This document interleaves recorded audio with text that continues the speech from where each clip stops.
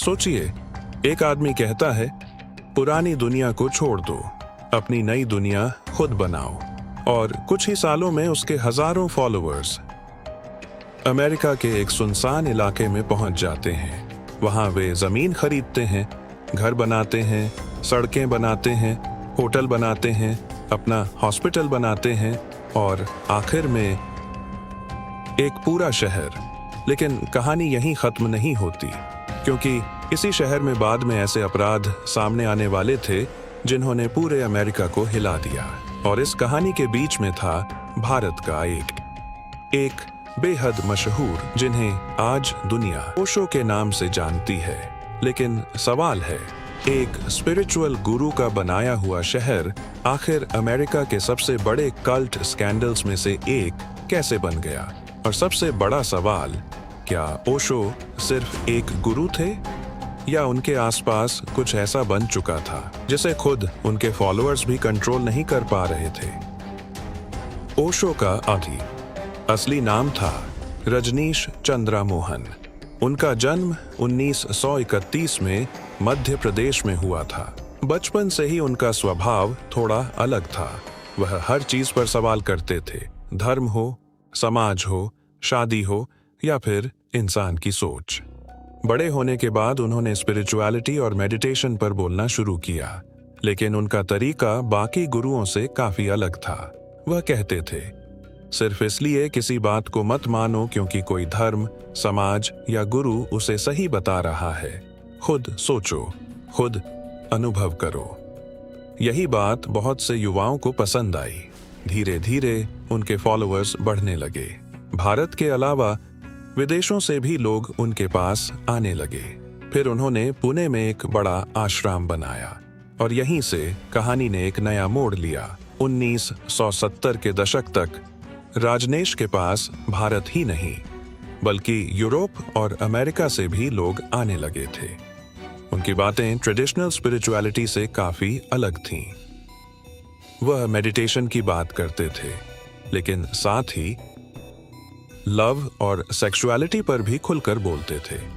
इसी वजह से कुछ लोग उन्हें रेवोल्यूशनरी स्पिरिचुअल टीचर मानते थे और कुछ लोग उन्हें सेक्स गुरु कहने लगे। उनका आश्रम सिर्फ धार्मिक जगह जैसा नहीं था।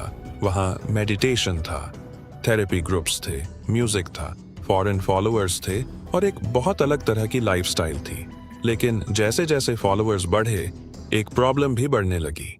जगह कम पड़ने लगी और फिर रजनीश के फॉलोअर्स ने भारत से हजारों किलोमीटर दूर अमेरिका में एक जगह खोज ली। 1981 अमेरिका का ओरेगन स्टेट, एक बहुत बड़ा और सुनसान रेंच खरीदा गया।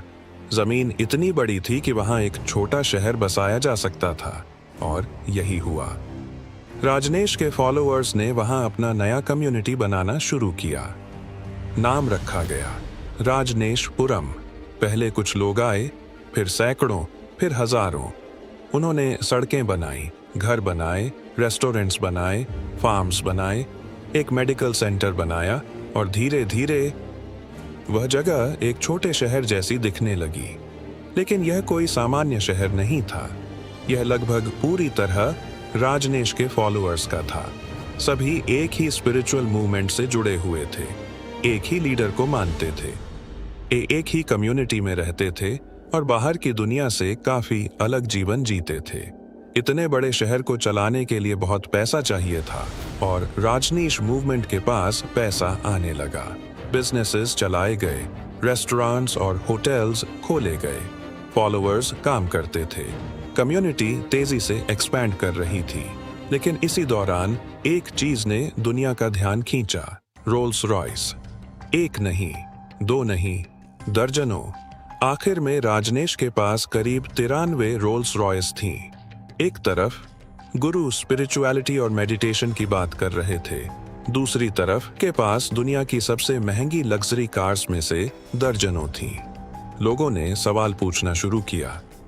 उनके फॉलोअर्स इसे अलग तरह से देखते थे, लेकिन बाहर की दुनिया के लिए ये कार्स उनके मूवमेंट की सबसे स्ट्रेंज पहचान। लोगों को लगने लगा कि रजनीशपुरम सिर्फ मेडिटेशन का सेंटर नहीं है, यह कुछ बड़ा बन रहा है। राजनीशपुरम के आसपास पहले से छोटे छोटे टाउन्स में लोग रहते थे और उन्हें अचानक हजारों नए लोग अपने इलाके में आते दिखाई दिए। कल्चर अलग था, कपड़े अलग थे, लाइफस्टाइल अलग था और सबसे बड़ी बात, राजनीश के फॉलोअर्स सिर्फ वहां रहने नहीं आए थे, वे लोकल पॉलिटिक्स में भी इंटरेस्ट लेने लगे क्योंकि अब उनके पास बड़ी पॉपुलेशन थी, बहुत सारे लोग थे और बहुत ऑर्गेनाइज्ड कम्युनिटी थी। धीरे धीरे लोकल लोगों और राजनीश फॉलोअर्स के बीच टेंशन बढ़ने लगी। एक तरफ पुराने रेजिडेंट्स थे, दूसरी तरफ हजारों राजनीशीज। दोनों को लग रहा था कि दूसरा ग्रुप उनकी जगह और इन्फ्लुएंस छीन रहा है और यहीं से स्पिरिचुअलिटी की कहानी में पॉलिटिक्स आ गई। 1984 में राजनीश के फॉलोअर्स ने लोकल इलेक्शंस को प्रभावित करने की कोशिश की। उनका लक्ष्य था राजनीतिक ताकत बढ़ाना। इसके लिए बाहर से लोगों को लाने और उन्हें वोटर बनाने की कोशिश भी की गई। अब मामला सिर्फ हम यहाँ मेडिटेशन करने आए हैं तक सीमित नहीं था। अब बात थी, इस इलाके में फैसला कौन करेगा। राजनीशपुरम के अंदर भी पावर स्ट्रक्चर काफी मजबूत था और इस पूरी व्यवस्था में एक महिला का इन्फ्लुएंस बहुत तेजी से बढ़ रहा था। नाम था मां आनंद शीला। शीला रजनीश की पर्सनल सेक्रेटरी थी, लेकिन धीरे धीरे वह कम्युनिटी की सबसे पावरफुल लोगों में से एक बन गई। रजनीश खुद पब्लिक लाइफ से काफी पीछे हट गए थे, इसलिए फॉलोअर्स और बाहर की दुनिया के बीच कम्युनिकेशन का बड़ा हिस्सा शीला के थ्रू होने लगा। अगर राजनीश कुछ चाहते हैं तो उसका मैसेज कौन देगा? शीला। अगर कम्युनिटी में कोई बड़ा फैसला लेना है तो कौन संभालेगा? शीला और उनकी टीम। धीरे धीरे उनके पास बहुत पावर आ गई और पावर के एक और चीज आने लगी, पैरानोया। उन्हें लगने लगा कि बाहर की दुनिया राजनीशपुरम को खत्म करना चाहती है। गवर्नमेंट, लोकल पॉलिटिशियंस, पुलिस सब उनके खिलाफ हैं और जब किसी ऑर्गेनाइजेशन को लगातार लगता है कि दुनिया हमारे खिलाफ है तो वह अपने अंदर के लोगों पर भी शक करना शुरू कर सकती है। राजनीशपुरम में भी कुछ ऐसा ही होने लगा। अब कम्युनिटी में सिर्फ मेडिटेशन और सेलिब्रेशन नहीं था, सीक्रेट मीटिंग्स होने लगी, लोगों पर नजर रखी जाने लगी, फोन्स टैप किए गए और लीडरशिप के अंदर कुछ ऐसे फैसले लिए जाने लगे जिन्हें आम फॉलोअर्स शायद पूरी तरह समझ भी नहीं पा रहे थे। बाहर से राजनीशपुरम अभी भी एक स्पिरिचुअल कम्युनिटी जैसा दिखाई देता था, लेकिन अंदर कुछ बदल चुका था। और फिर 1984 में एक ऐसी घटना हुई जिसने पूरी कहानी को दूसरी दिशा में मोड़ दिया। सितंबर 1984, ओरेगन का एक छोटा शहर द डल्स। लोग अचानक बीमार पड़ने लगे। उन्हें तेज पेट दर्द हो रहा था, उल्टी, दस्त, बुखार। शुरुआत में किसी ने ज्यादा ध्यान नहीं दिया। ऐसा लगा शायद फूड पॉइजनिंग है, शायद किसी रेस्टोरेंट में खराब खाना मिला होगा।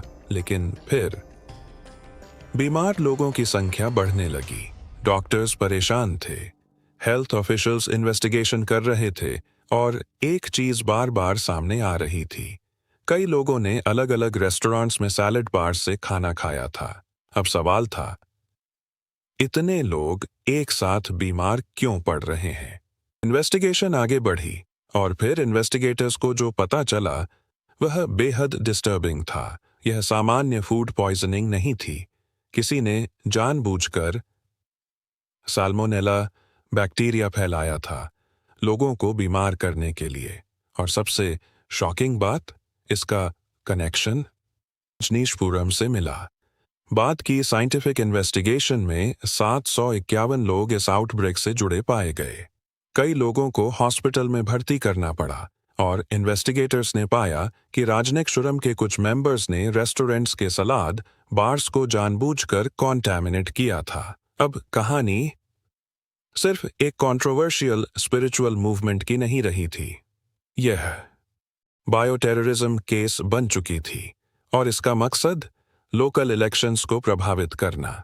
बीमार लोग कम वोट करें और रजनीश फॉलोअर्स का पॉलिटिकल कंट्रोल बढ़ जाए। यानी जिस कम्युनिटी की शुरुआत मेडिटेशन और स्पिरिचुअलिटी से हुई थी, वह अब लोगों को बीमार करने तक पहुंच चुकी थी। लेकिन साल्मोनेला अटैक के बाद इन्वेस्टिगेटर्स को और भी बातें पता चलीं। सीक्रेट वायर टैपिंग, पॉइजनिंग की योजनाएं, अटेम्प्टेड मर्डर, इमिग्रेशन फ्रॉड और कई दूसरे क्राइम्स। 1985 तक राजनीशपुरम का पूरा सिस्टम टूटने लगा। शीला और उनके कुछ साथी अमेरिका छोड़कर चले गए, लेकिन अथॉरिटीज ने उन्हें पकड़ लिया। शीला ने बाद में कई गंभीर आरोपों में गिल्टी प्ली किया। अब सवाल था, इतना सब हो रहा था तो ओशो को कितना पता था? यही कहानी सबसे कॉम्प्लिकेटेड हो जाती है। ओशो ने कहा, उन्हें इन क्राइम्स की जानकारी नहीं थी। उन्होंने शीला और उसके इनर सर्कल पर ही आरोप लगाए।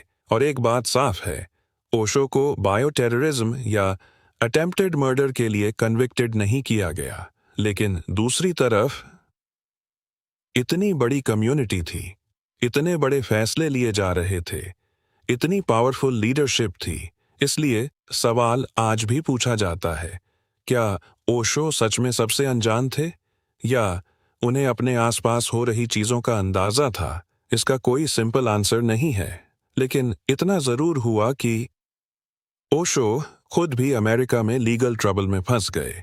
1985 में ओशो को इमिग्रेशन रिलेटेड मामले में गिरफ्तार किया गया। उन्होंने बाद में 2 फेलनी इमिग्रेशन फ्रॉड चार्जेस में गिल्टी प्ली किया और अमेरिका छोड़ दिया। कुछ ही समय में राजनीशपुरम का सपना खत्म हो गया। जिस जमीन पर हजारों लोग नई दुनिया बनाने आए थे, वह कम्युनिटी बिखरने लगी। बिल्डिंग्स खाली होने लगीं, बिजनेसेस बंद होने लगे और राजनीशपुरम धीरे धीरे इतिहास बन गया। लेकिन ओशो की कहानी खत्म नहीं हुई, बल्कि असली ट्विस्ट अब आने वाला था। ओशो वापस इंडिया आए और धीरे धीरे उन्होंने अपना नया नाम अपनाया, ओशो। उनकी इमेज भी बदलने लगी। अब हेडलाइंस में रोल्स रॉयस कम थे, अमेरिका का स्कैंडल कम था और मेडिटेशन ज्यादा था। पुणे में उनका मूवमेंट फिर से मजबूत हुआ। उनकी बुक्स छपती रहीं, उनके मेडिटेशन टेक्निक्स पॉपुलर होते गए और दुनिया के अलग अलग हिस्सों से लोग फिर आने लगे। धीरे धीरे बहुत से लोगों के लिए ओशो की पहचान बन गई, एक मेडिटेशन टीचर की। लेकिन ओरेगन की कहानी कहीं गायब नहीं हुई थी। यही इस पूरी कहानी का सबसे इंटरेस्टिंग हिस्सा है, क्योंकि एक ही व्यक्ति को 2 लोग बिल्कुल अलग तरीके से देख सकते हैं। एक व्यक्ति कह सकता है, ओशो ने मुझे मेडिटेशन समझना सिखाया। दूसरा कह सकता है, वह एक डेंजरस कल्ट के लीडर थे। दोनों के पास अपनी वजह हो सकती है। ओशो की टीचिंग्स में मेडिटेशन था, सेल्फ अवेयरनेस था, सोसाइटी को क्वेश्चन करने की बात थी। लेकिन उनके मूवमेंट के इतिहास में मैनिपुलेशन भी था, क्राइम्स भी थे और बायोटेररिज्म भी। इसलिए ओशो को समझने के लिए सिर्फ उनकी किताबें पढ़ना काफी नहीं है, और सिर्फ ओरेगन स्कैंडल देखना भी काफी नहीं है। पूरी तस्वीर दोनों को साथ देखकर ही बनती है। तो आखिर ओशो कौन थे? संत, फिलॉसफर, गुरु, कल्ट लीडर, या इन सब के बीच खड़ा एक बेहद कॉम्प्लिकेटेड इंसान? शायद इसका फैसला हर व्यूअर खुद करेगा, लेकिन उनकी कहानी हमें एक चीज जरूर दिखाती है। जब हजारों लोग किसी एक व्यक्ति पर पूरा भरोसा करने लगते हैं, तो वह व्यक्ति सिर्फ गुरु नहीं रहता, उसके पास पावर आ जाती है। और जब पावर के साथ पैसा हो, फॉलोअर्स हो, पॉलिटिकल इन्फ्लुएंस हो और सवाल पूछने वाले कम होते जाएं, तो चीजें बहुत तेजी से बदल सकती हैं। राजनीशपुरम की शुरुआत एक ड्रीम से हुई थी, एक नई दुनिया बनाने के ड्रीम से। लेकिन कुछ साल बाद वही ड्रीम बन गया अमेरिका के सबसे शॉकिंग कल्ट स्कैंडल्स में से एक।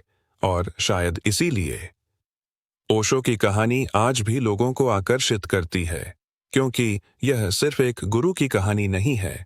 यह कहानी है भरोसे की, पावर की और उस सीमा की जहां स्पिरिचुअलिटी खत्म होती है और कंट्रोल शुरू हो जाता है।